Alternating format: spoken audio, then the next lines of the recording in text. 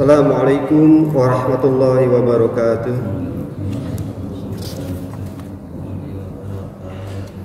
Alhamdulillahilladzi khalaqas samawati wal arda wa ikhtilafil lail wan nahar la ayatil liulil albab. Asyhadu an la ilaha illallah wahdahu la syarikalah wa asyhadu anna Muhammadan abduhu wa rasuluh la nabiyya ba'dah. Allahumma salli wa sallim ala sayyidina Muhammadin wa ala alihi wa sahbihi ajma'in. Subhanaka la ilma lana illa ma 'allamtana innaka antal alimul hakim. La haula wa la quwwata illa billahil aliyyil azim. Amma ba'du. Bapak Ibu jamaah subhanallah, saya lanjut baca syarah dan terjemah kitab Riyadhus Shalihin masih dalam bab adab berpakaian.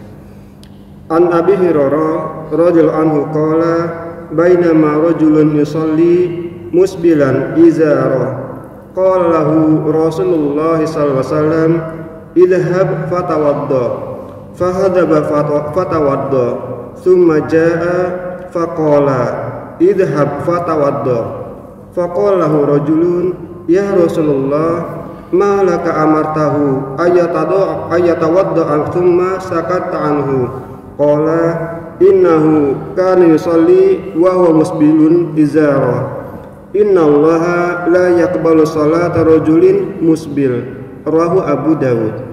Abu Hurairah radhiyallahu anhu berkata, ketika ada seseorang sedang sholat dan pakaiannya melebihi mata kaki, Rasulullah SAW bersabda, pergi dan berwudulah. Lalu ia pergi untuk berwudu dan datang kembali. Nabi bersabda, pergi dan berwudulah. Lalu seseorang bertanya, ya Rasulullah, mengapa engkau menyuruhnya berwudu, lalu engkau mendiamkannya? Beliau bersabda, sesungguhnya ia mengerjakan sholat sementara ia memanjangkan pakaiannya melebihi mata kaki. Sesungguhnya Allah tidak menerima sholat orang yang musbil. Hadis riwayat Abu Dawud. Pelajaran hadis, Nabi SAW menyuruh seseorang mengulangi wudhu untuk menghapus dosa isbal yang ia lakukan karena sombong, dan beliau tidak menyuruhnya untuk mengulangi sholat, sebab itu sholat sunnah. Hadis yang kedua, wa an Qais ibn Bishr at-Taghlabi qala akhbarani abi wa kana jalisan li Abi Darda qala kana bidi masqarajulun min ashabin nabi sallallahu alaihi wasallam yuqalu lahu ibni Hanzaliyah wa kana rajulan mutawahidan qallama yujalisun nas innama huwa salatun fa idza faragha fa innama huwa tasbihun wa takbirun hatta yati ahlahu. Famarra bina wa nahnu inda Abi Darda faqala lahu Abu Darda kalimatan tanfa'una wa la tadurruka qala ba'atha Rasulullah sallallahu alaihi wasallam sariyatan faqadimat faja'a rajulun minhum fajalasa fil majlis alladhi yajlisu fihi Rasulullah sallallahu alaihi wasallam faqala rajulin ila jambi law ra'aitana hina taqaina nahnu wal adu fahamala fulanun fata'ana faqala khudha minni wa ana al-ghulam al-ghifari kaifa tara fi qawlihi hadza faqala ma urahu illa qad batal ajruhu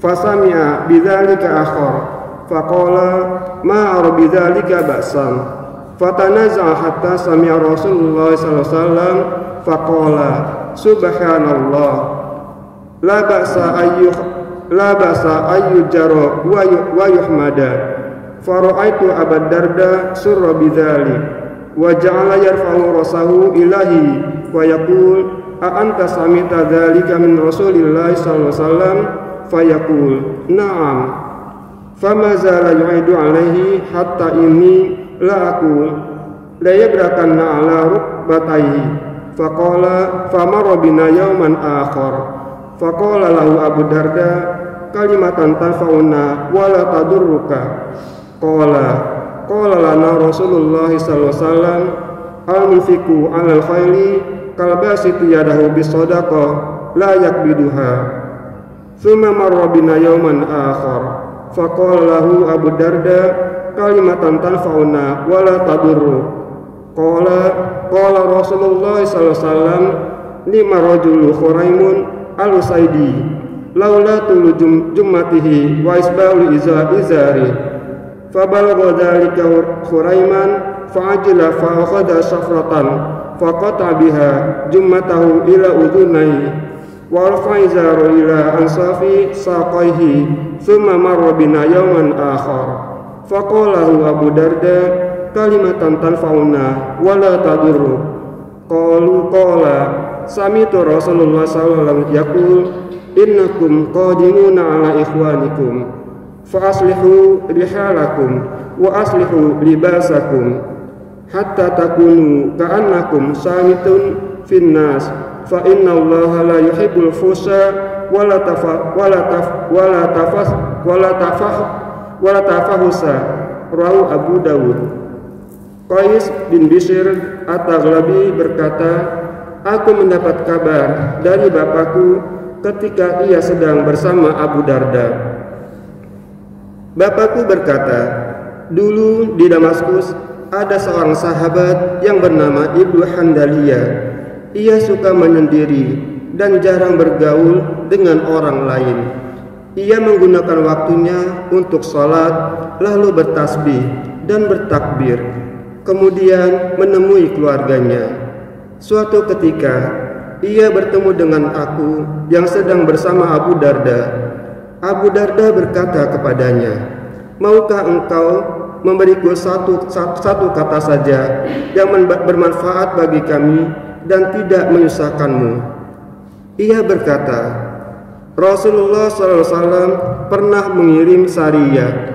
Ketika sariyah tersebut sampai, seseorang di antara mereka duduk di majelis Rasulullah SAW dan berkata kepada orang yang di sebelahnya, seandainya engkau mengetahui saat kami bertemu musuh, si fulan membawa senjata dan menikam musuh sambil berkata, rasakan ini, aku si fulan dari Bani Ghifar.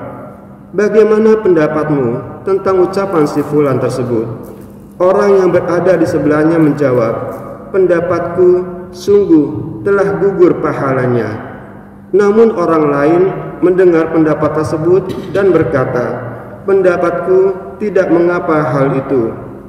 Lalu kedua orang tersebut berselisih sampai Rasulullah SAW mendengarnya dan bersabda, Subhanallah, tidak mengapa seseorang mendapat pahala akhirat dan pujian di dunia.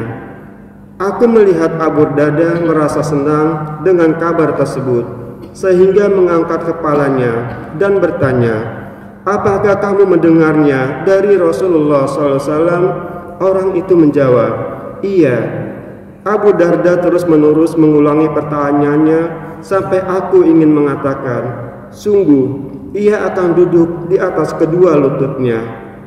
Di hari lain, orang tersebut bertemu dengan kami dan Abu Darda bertanya kepadanya, maukah engkau memberiku satu kata saja yang bermanfaat bagi kami dan tidak menyusahkanmu? Ia menjawab, Rasulullah SAW bersabda, orang yang berinfak untuk kebutuhan kuda perang sama dengan orang yang membuka tangannya untuk bersedekah dan tidak menahannya. Di hari lain, orang tersebut bertemu dengan kami dan Abu Darda. Dan Abu Darda bertanya kepadanya, maukah engkau memberiku satu kata saja yang bermanfaat bagi kami dan tidak menyusahkanmu? Ia menjawab, Rasulullah SAW bersabda, orang yang paling baik adalah Khuraim al-Usaidi, kalau bukan karena rambutnya yang panjang dan isbal pakaiannya. Berita itu sampai kepada Khuraim.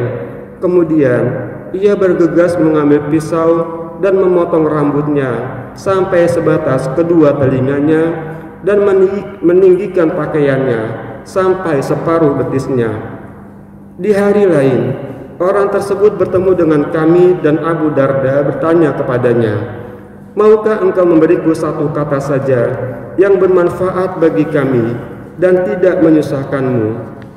Ia menjawab, Rasulullah SAW bersabda, sesungguhnya kalian akan datang menemui saudara-saudara kalian, maka rapikan kendaraan dan pakaian kalian, sehingga kalian tampak seperti orang yang paling tampan.